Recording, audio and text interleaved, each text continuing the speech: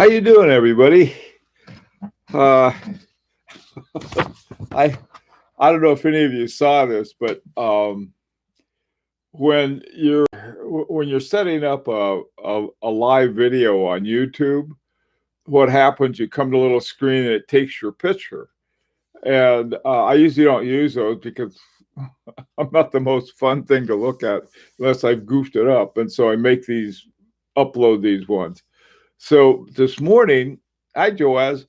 So this morning I was getting ready and it took the picture before I was ready, and I had my hand was like this. It looked like I had my finger up my nose, and then when I uploaded the other one, it didn't take, and so I had to go and change them all.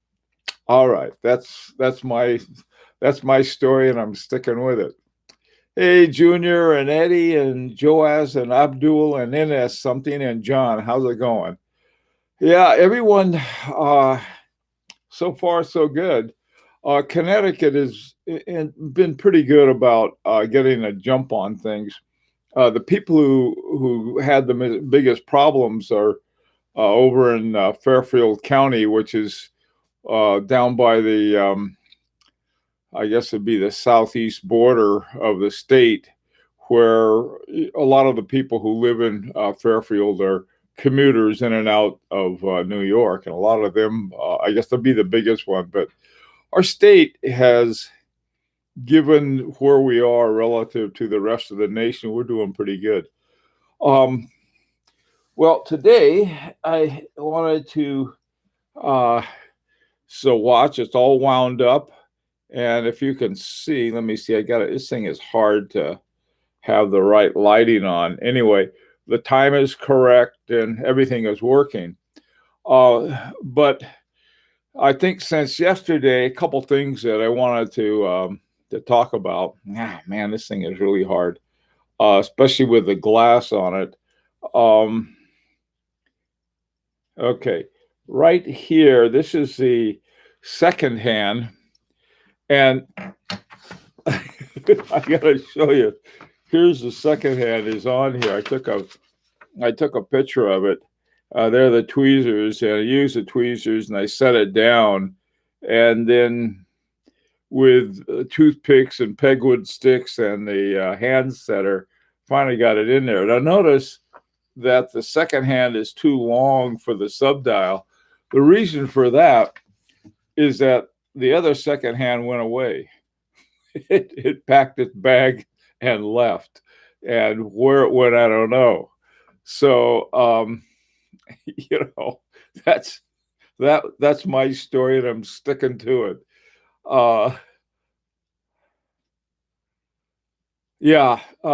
Clyde. Yeah, that thing with testing. I was watching Morning Joe this morning, and they were talking about there was this doctor from the Mayo Clinic, and she was going on about how important testing was. And we had 2 months that we knew this was coming, and they did nothing about that. And by they, I mean our so-called president did nothing. And what he was concerned about was that if we had testing, the numbers would go up, and he felt that would make him look bad.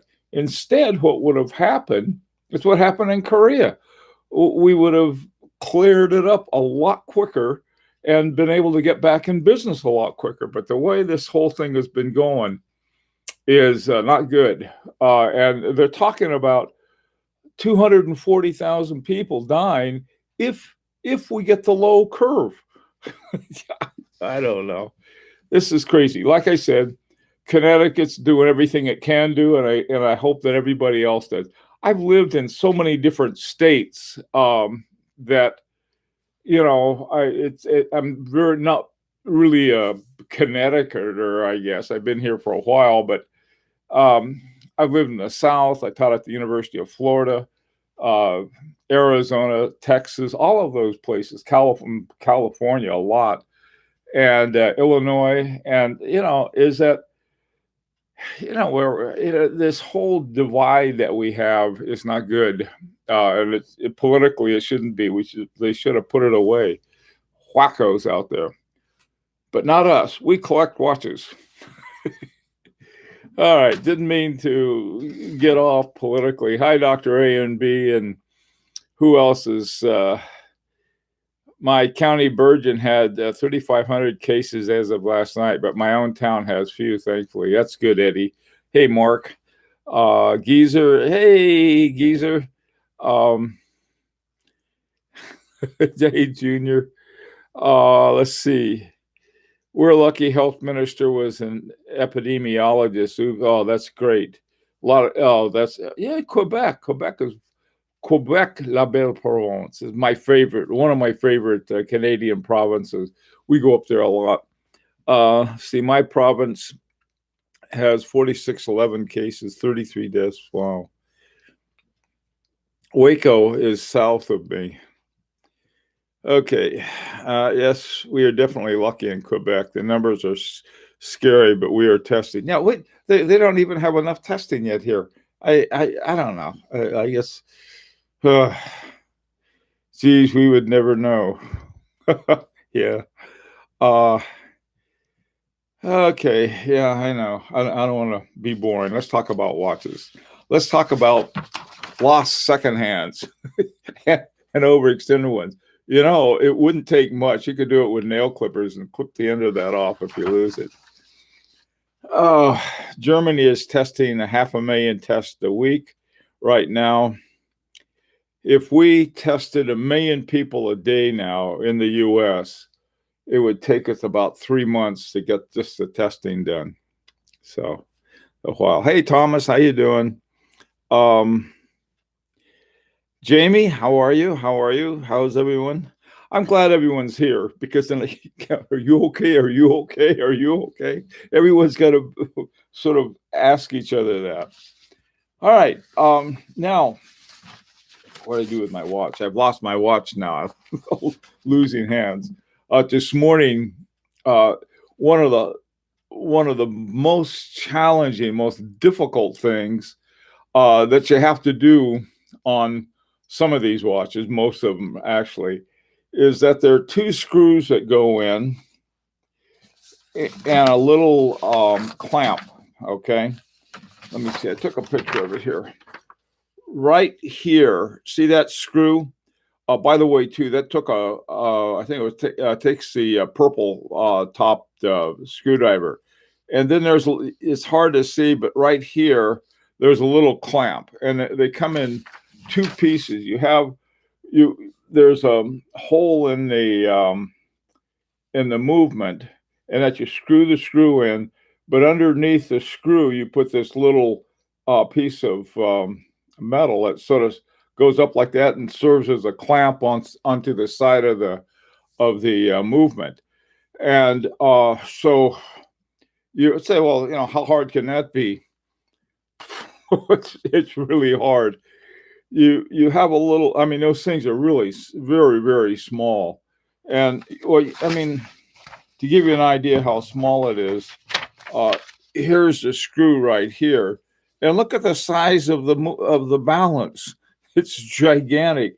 And the balance cock, look at the size of that. And even these screws are, good size.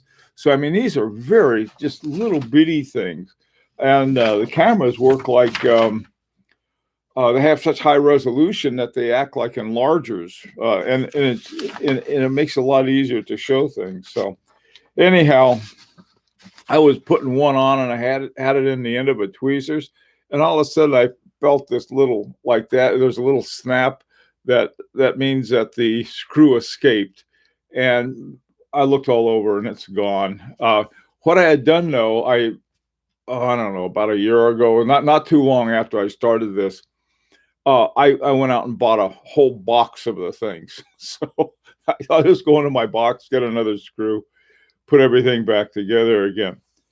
But I mean, the last part then, of course, is simply putting this on. Now, there's one other part that I didn't talk about because it had been done already, and it's not the most fun thing in the world, but something you have to do. Now, when you get your movement, you're going to have this long stem, And so what you do is that you take off the crown, and you put the movement in the case, and then the special little hole that this thing comes out, and again you got I'd have to take it out to remove the crown. I don't want to do that. Um, and then you trim it with the. We looked at this tool before. It's a pretty simple one. It's a heavy duty, really good quality um, cutter. Okay, they have these at Auto Fry, overpriced like mad. You can probably find one that's not overpriced somewhere, but this one is really a good one. And so when I make the cut, it makes a pretty clean cut, because a lot of times if you, especially on a cheap one, you'll cut it and there'll be a big piece of metal sticking out, and then you got to trim it again and then sand it down and do everything else to it. And then once you get it to the right size, you simply pop it in there. And then remember that screw that we had to unscrew to take it out? It's the same one you tighten when you put it back in. And, that's it. Let's see if you can see it now. But you can, yeah, I think you can. You should be able to see that it's keeping the right time now. And, yep. So anyway, so that's pretty much it. Now, of course, we started with one where we took it apart and then put it back together again. You could do the same thing with, another watch.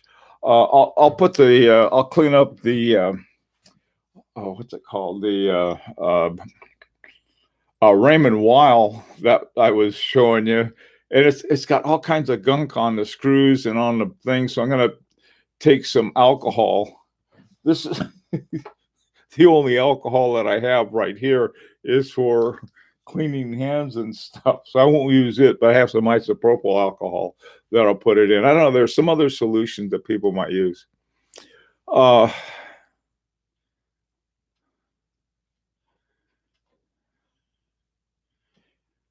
Okay, let's see what's going on. Let's see. I have greetings. That's nice to see. I always like to see that. Thumbs up, bump, bump, bump, bump, bump. Hey, Mezzine 44, how you doing? Clyde Mills, how are you? All the Clydes are here today. Dwayne, how are you, Dwayne? Greetings, pilgrims. Sounds like a John Wayne fan to me. Let's see. Hey, Bill A, how you doing? Did you find your screw? No, Bill. I got screwed. I didn't find it. You know how they are. They go to that graveyard in the black hole somewhere, and where that is, I have no idea. And so it's gone. But like I said, I bought a whole bunch of other ones. And if you're really desperate, there's this little secret method that we don't want to talk about called dial dots. Things get really bad. You got your dial dots. What dial dots are, I think they have them at Eisinger, whatever the name of the place is. And they're these little dots, or some of them are in little rectangles, and they're sticky on both sides. And so instead of using the dial feet and getting the screw right, sometimes the dial feet get knocked off. That happens a lot. So you stick one of those in there and put it on. Some people don't want to do that. They're purists. And what else are you going to do? Okay, Flip and Zippo, morning. Let's see. Are you going to start selling the watches you make? Nope. The thing of it is, you start selling stuff. There's pressure, and I don't want to have any pressure. I just want to do everything, mellow and have fun doing it.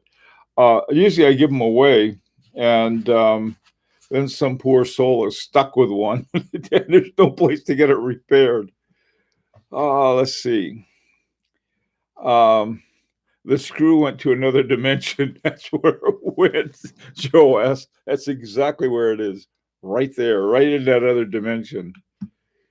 Oh yeah, magnet. Dwayne has a magnet, and that's a good idea. Magnets.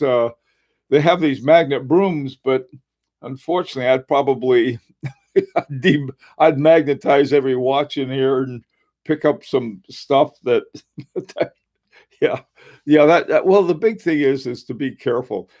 Yesterday, someone had a great idea.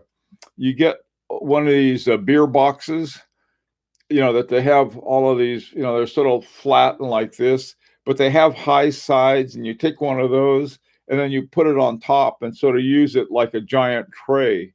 And that's a great idea. You need to do the watchmaker prayer, get down on your hands and knees and look for the screw.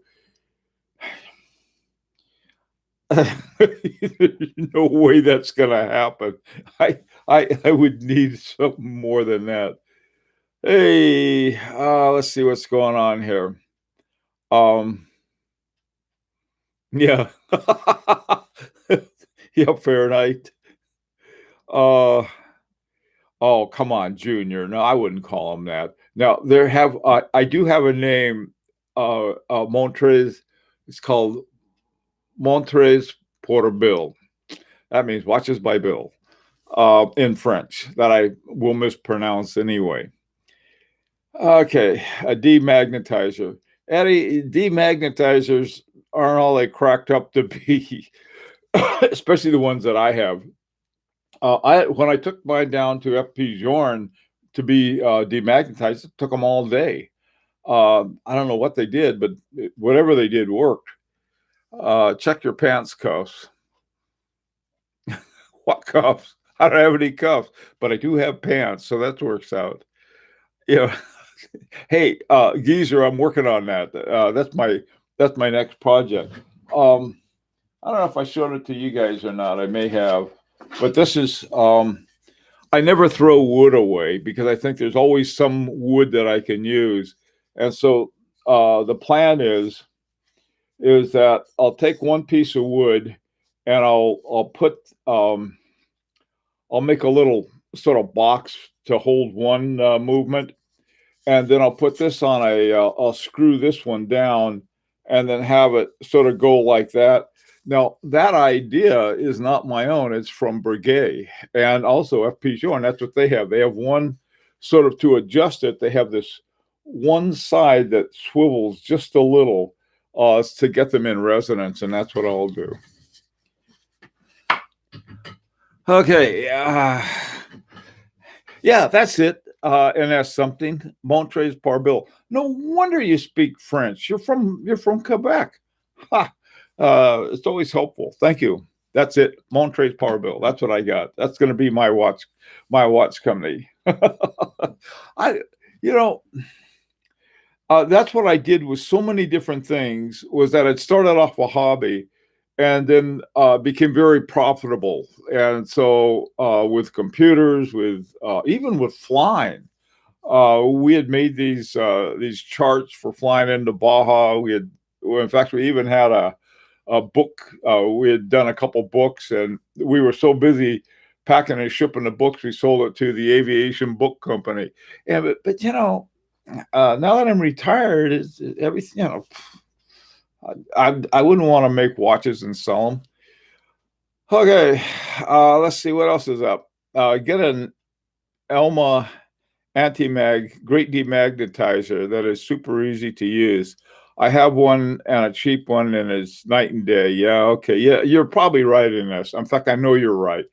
I haven't had a magnetizing problem except with one of my FP Journs. Geezer, you'd recommend that too. Okay. Oh, that sounds like a good idea. It's called a Elma Anti-Mag. All right. That's a great idea. The one I have is, is sort of a, I don't know, good luck demagnetizer. All right. So what else is going on today? Anything else other than, here we are stuck at home? Have any of you started your own watchmaking project? I know that Eddie has, and Eddie's really good at it. So I don't want to talk to Eddie. I want to talk to somebody who's not very good at it like I am, but pretentious enough to do it.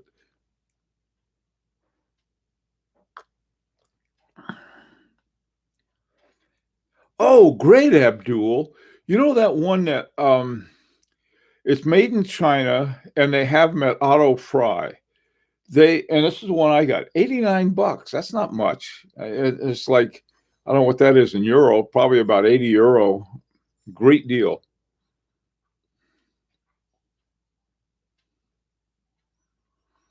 Okay, you're looking for one and found an old school watchmaker parts supplier in Canada. Special order them. Oh, great. Now, NS something, is that the demagnetizer you're talking about? Okay, and Dwayne, you're thinking about it, but you haven't got started yet. That's okay. I am waiting for my Loctite to arrive so I can change the bracelet on my Daytona. You do that with Loctite? There all of these tools. Changing a bracelet. I think I have a tool, as a matter of fact, for changing a bracelet. Or you knock out a link and do a bunch of stuff to it. I haven't used it yet. On Yema. Yeah. Yema is interesting. That's a very interesting outfit. Hey, Joash, you're changing a quartz battery. That's good. That's one thing that any pretentious watchmaker like myself can do. I know how to do that. But it's really great because then you don't have to go to the mall and find that guy that charges you 15 bucks or something like that to do something that's so pop off the back and change the batteries. I've got my old Dorado in the other room waiting to get a battery. Well, I'll go down to the drugstore and get it, but not now. Maybe what I'll do is simply order it online, and get it that way. I saw a thing yesterday though about this one doctor somewhere was showing you how to get your mail and how these viruses could stay in the boxes that you get. And what I did when I got my my double my two movements, it came in a box, and put it out in the garage, took everything out of the box, threw the box away, washed up, went and took the two movements that were still in a plastic bag, sprayed them with Clorox or something, and then let them dry off naturally. That was another thing I was told. You let them dry off, and then I took them out of the plastic bag. They must have been in 4 layers, so I felt pretty good about that. But still, God knows what we're going through. Okay, I need to resize the bracelet. Yeah, Geezer. Yeah, I understand that. The Loctite, though, man, that stuff, it works great. I had to use it on my the crown on my Chronomet Souverain because that thing came loose somehow, and I didn't. You can't do much with a loose crown, and so I don't know if anybody hasn't used Loctite, man, be very careful with it. Stuff is great, but it's also can really mess things up. When I put the new one on my Chronomet Souverain, I held it like this. I put just like a drop of this stuff in the screw hole here that the stem goes in. Just put a little in, and then left it upside down like this because I don't want any of it to drain into the keyless works, because that stuff is, man, I tell you, if I don't have to use it, I don't. Don't use red Loctite. Okay, Flippin'. That's probably what I was using. Let me see what color my Loctite is. Yep, sure enough, I got red Loctite. Well, actually, the stuff that I put in is blue. The number I have, and it works great. I mean, if you need it, you really need it. This is the stuff I use, and I keep it in this plastic bag because it'll get all over everything. And this one is 242. I don't know. Flipping, that seems to work for me. I don't know if that's a problem though, with what you're talking about because it's blue instead of red. Gorilla Glue. Yeah, no, that's that. Gorilla Glue. Let me tell you my Gorilla Glue story. Um, the the snowplow wiped out my mailbox, and it was a pretty new mailbox. I don't want to do it. And what happened? It's one of those mailboxes that you open in the front, and they put the mail in, and then you can open the back and take it out, which can be pretty handy.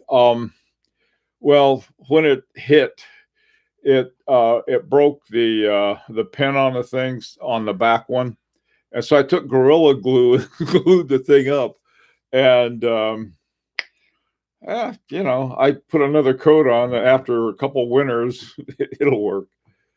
Okay, Eddie, take care of yourself. Ordered it on Amazon, but it seems as though it's being flown from India, taking absolute ages. That's unusual. Blue is good. Red is industrial. Flip and Zippo. Thank you. I didn't know that.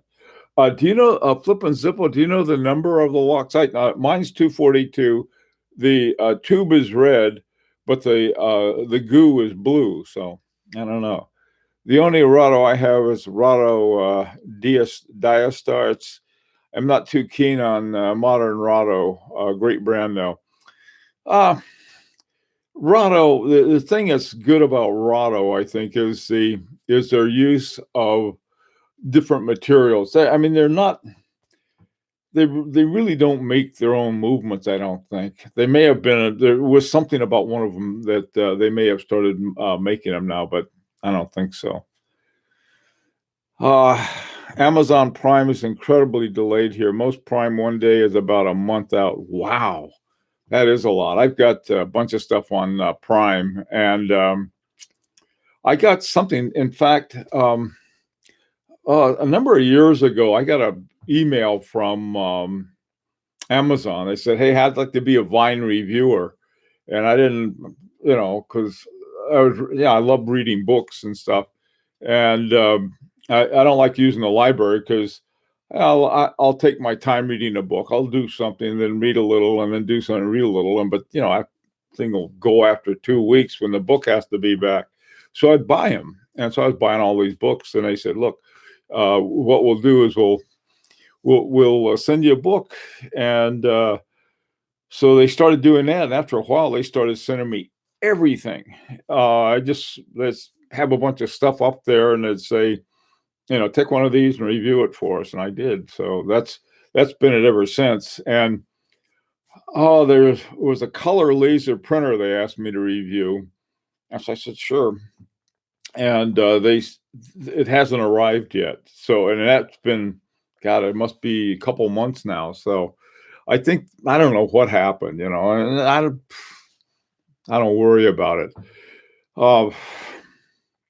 Certain things I guess I better get on the ball with.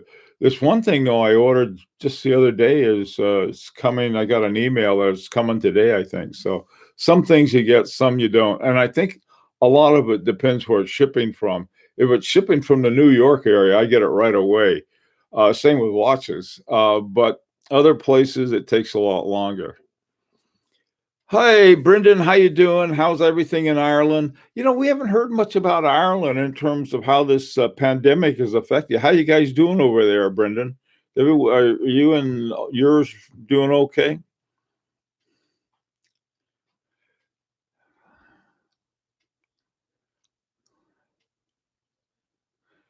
Luxury to Last, the order on is coming next week. That's good. Um, oh, good. I'm glad you like the Ahsoka review. Okay, Beckside review. Okay. They were in a hurry to sanitize the warehouse.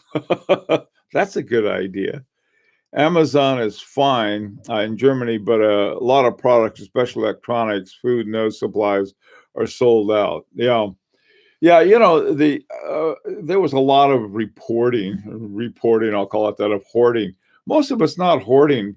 They say, well, you should get enough groceries to last you for 2 weeks. Then you don't have to go into the grocery store as much. And that's, I think, why people are getting a lot of stuff. It's like stay home and don't go out and do anything, but don't get too many groceries because it's hoarding. Well, I don't think it is hoarding. Um, it, you know, I haven't. Oh, okay, good. Things in Ireland are good, Brendan. That's good to hear. I'm glad. I'm glad of that. You're their only reporter. Hi, Paul. How you doing? Um, the Okay, let's see. I remember reading reviews. The ones on his LV book were hilarious. One actual LV experiment review, it was pure garbage by any obviously knows about the subject. LV, NS something LV, not sure what that is. Corona watch is such a killer. Too bad only a small amount and they are sold out. Yeah, Josh, one thing you got to be careful about too. There's something called Chronos, and then below it it'll say Tokyo, they're like almost fake Coronas. But the thing of it is, you get the design right on that Corona watch. Yeah, you can stick any kind of movement in you want, just about. 100 can is really hoarding. If you buy 100 cans of beans, maybe you do need a. Oh, Louis Vuitton. Okay, thank you, Geezer. I like Louis Vuitton has that. What's it called? La Fabrique, something or other, that makes their movements, but they also own Zenith, which does a pretty good job of making movements. And I think they own Bulgari too. And Bulgari's got its own movement maker. So, okay, let's see what's going on here. UK is not so good. Yeah, I know. That's things are rough there. Those are AC3's books on luxury goods and Louis Vuitton stuff. Not worth your attention. Oh, okay. Well, I got one of those world timers that they had by Louis Vuitton because of La Fabrique something that was involved in making them, and I'd read some things about it. So I got that one, and it was for my wife, and it's a good watch. It's got an ETA base, and then they put the other stuff on top. I'd like to see Louis Vuitton have, because they've got the resources and the different shops to make their own movement. I wish they would. It'd be neat. Okay, let's see what else. Miyota movement. Yeah, they use Miyota movement. Yeah, I looked up that Miyota movement they use, and apparently that's their premium movement. And they got some others that are not so premium, I guess. The ones I've seen look like, they take pig iron and make the parts out of it and kick it out the door. 222 purple low strength. Okay. 242 blue medium strength and 262 red high strength. Purple works the best. Okay. Maybe mine is purple. Let me look.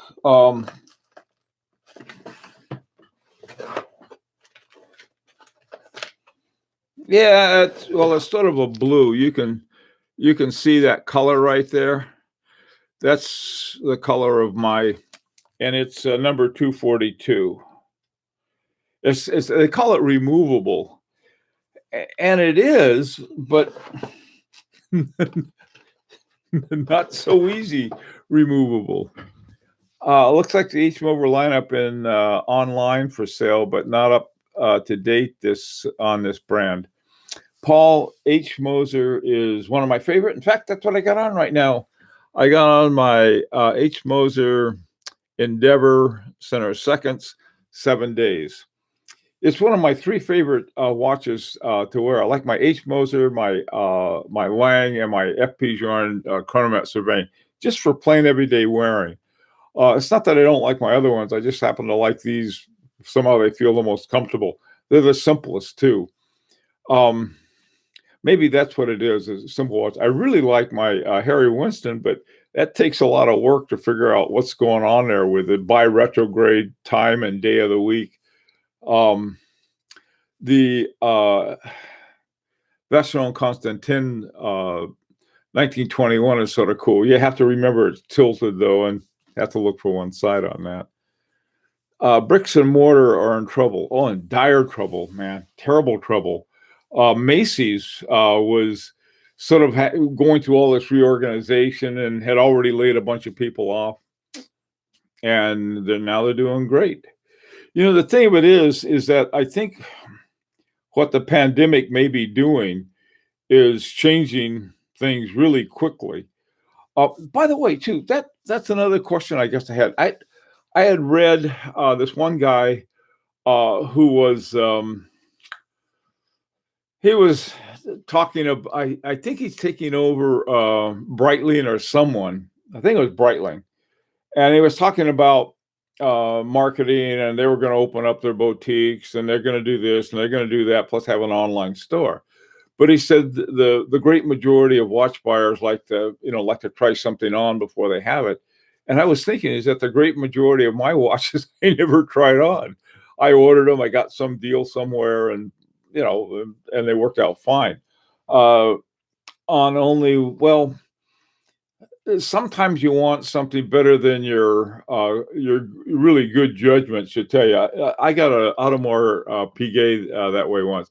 And the worst way, I wanted a moon phase for some reason. This is years ago.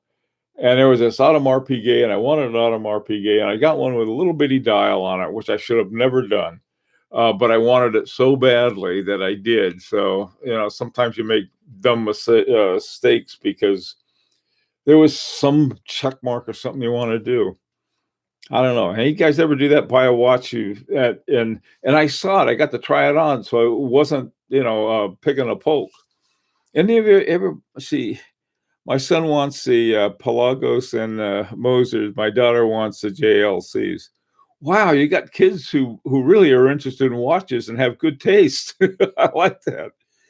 Eventually, all brick and mortar stores will be gone, but most of the virus only hastens it. I think you're right, Joe. A lot of the old way of doing things is going to be adios, which is a shame in a way. But it was sort of like there used to be a blacksmith everywhere, but then the horses and buggies sort of went the way of the dodo bird, and those things happen. Let's see.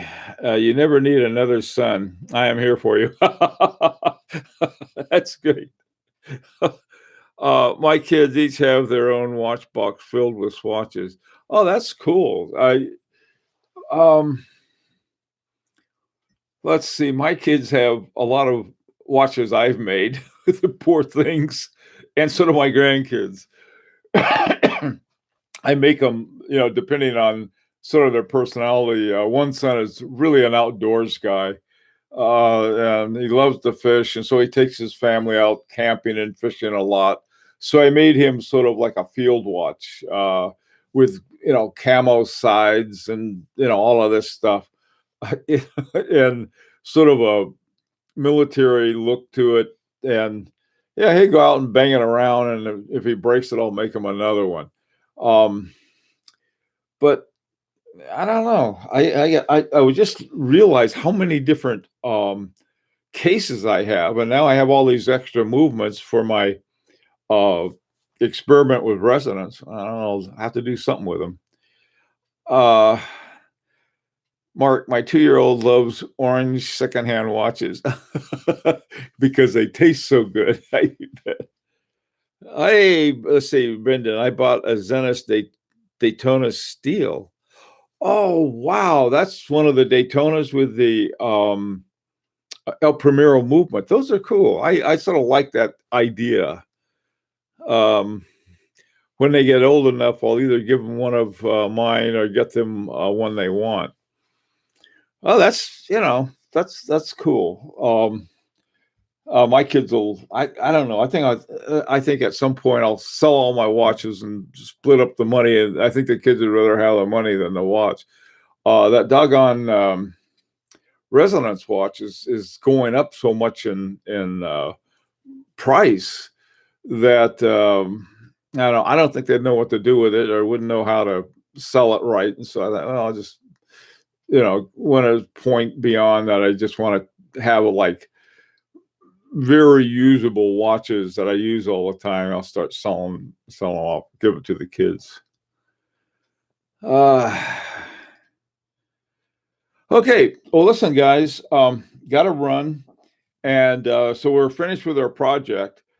And the next project I'm going to work on is going to be that my resonance gizmos, see what havoc I can wrought with that.